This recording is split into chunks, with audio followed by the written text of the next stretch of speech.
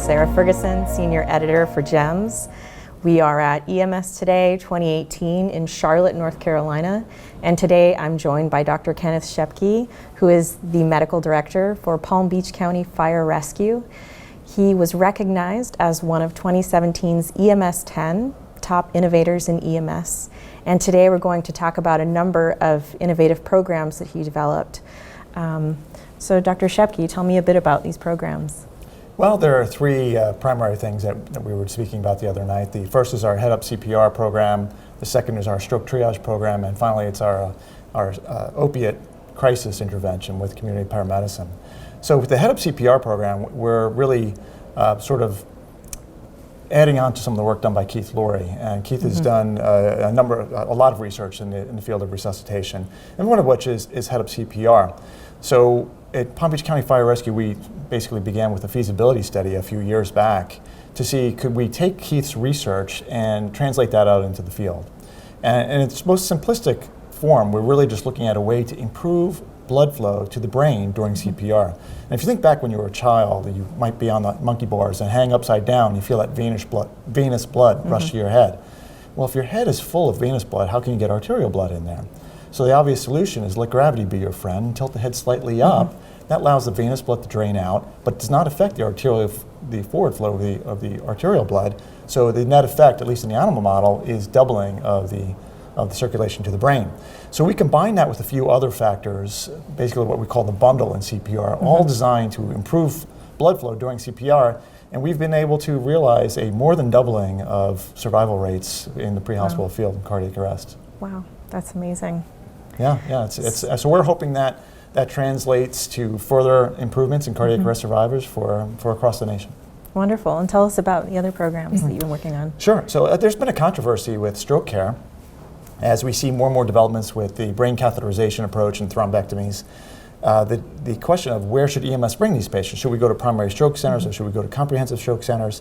And obviously this is a local decision because it really depends on the resources that you may have in your jurisdiction. But in South Florida, where we practice, we have a lot of resources, a lot of primary stroke centers and a lot of comprehensive stroke centers.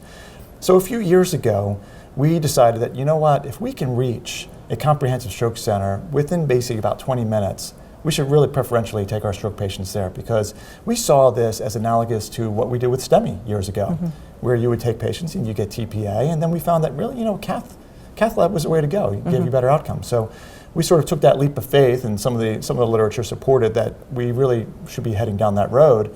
And obviously now, fast forward, in hindsight, that is the correct thing. But we combined with the Florida-Puerto Rico Stroke Registry, and we were able to actually show now with over 30,000 patients that no matter how you slice or dice the data, if you are within 20 minutes or so of a comprehensive stroke center, it's better care. It's more TPA, more brain cath, faster brain cath by a lot because you don't have that interfacility delay that comes with it.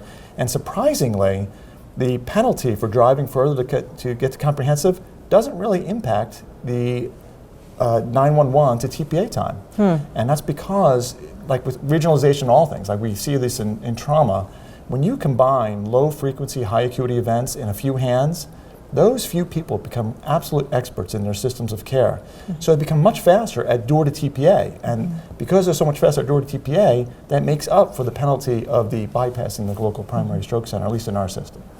Wow. And talk to me about the opioid program that you've been working on. We've had a major problem. I know we're not unique in the country on this with heroin and fentanyl overdose, and the death rate's sky high and rising exponentially, and we're seeing all of these young folks dying. So Captain Houston Park, I have to give him credit, came to me with this program saying, hey doc, you know what, we really should look into medication-assisted treatment. And I'll be honest, a couple of years ago I was like, well, what's that? And I knew very little about substance abuse treatment. And we started looking into it and we realized, you know what, substance abuse really is a disease very akin to obsessive compulsive disorder. So if you think about obsessive compulsive disorder, like folks that might be doing whatever behavior over and over, how effective is it to say, hey, stop doing that? Well, it's zero effective. And yet that's what we do with substance use disorder. They come in after overdosing and we say, hey guys, stop doing that.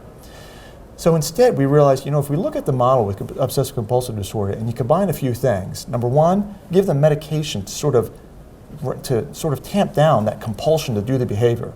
Combine that with cognitive behavioral psychology to help get rid of the obsession, and then add peer support to it, you get some good outcomes, at least in the obsessive compulsive world.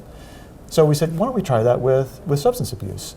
And we looked at a Yale model where patients were being treated with suboxone or buprenorphine/naloxone, and they had some pretty good outcomes. If treating them straight, instead of just from the ER, hey, good luck, they would actually start them on that and refer them to treatment. But we followed that up with the community paramedicine program. So we partnered with one of our local emergency departments, obviously Palm Beach County Fire Rescue's community paramedicine program, and our healthcare district of Palm Beach County to develop a first ever program for our area. The patient, where after they overdose, it would be brought by 911 to the emergency department. And instead of just saying, hey, good luck, stop that, we actually kept them in the emergency department, had them screened for behavioral health problems, started them on the suboxone therapy right there, had peer support come to the ER and meet them, had community paramedicine meet them, and then for the next 7 days, wherever their address was, and we don't care if it was an overpass, that was your address, whatever it is, Palm Beach County Fire Rescue would send a community paramedicine team to that patient and perform a clinical opiate withdrawal scale on them and give them their dose of buprenorphine and naloxone to reduce their withdrawal symptoms. At the end of that 7 days, we would give them a warm handoff to the healthcare district for ongoing treatment. And it's a remarkable turnaround. I'll tell you, the paramedics involved with this have told me that it's some of the most rewarding work they've ever done in their life. And the stories you see behind this, you see people that were estranged from their family, homeless, lost everything. And after this program, have a job, no longer homeless, back with their family. It's just remarkable. So our long-term success rates are quite good. The typical abstinence-only program, which is really unfortunately the state of the art, is really only about 0 to 10% long-term success rate. While our 30-day success rate for sobriety is 76%, and our 6-month long-term success rate, and this is, by the way, with drug screens proving it, is 56%. So while not perfect, it is way, way better than where we've been. So we're really excited about that program. And one thing we're going to be doing with that to forward that is now we decided, again, we really need a specialized center. So back to the regionalization idea, we are going to be developing an addiction stabilization center in Palm Beach County. Oh, wow. So instead of taking all these folks to the local ERs where maybe the docs know about MAT, maybe they don't, we're going to take them all to this one center where there's one-stop shopping. They'll have everything they need. They'll get their psychiatric care taken care of.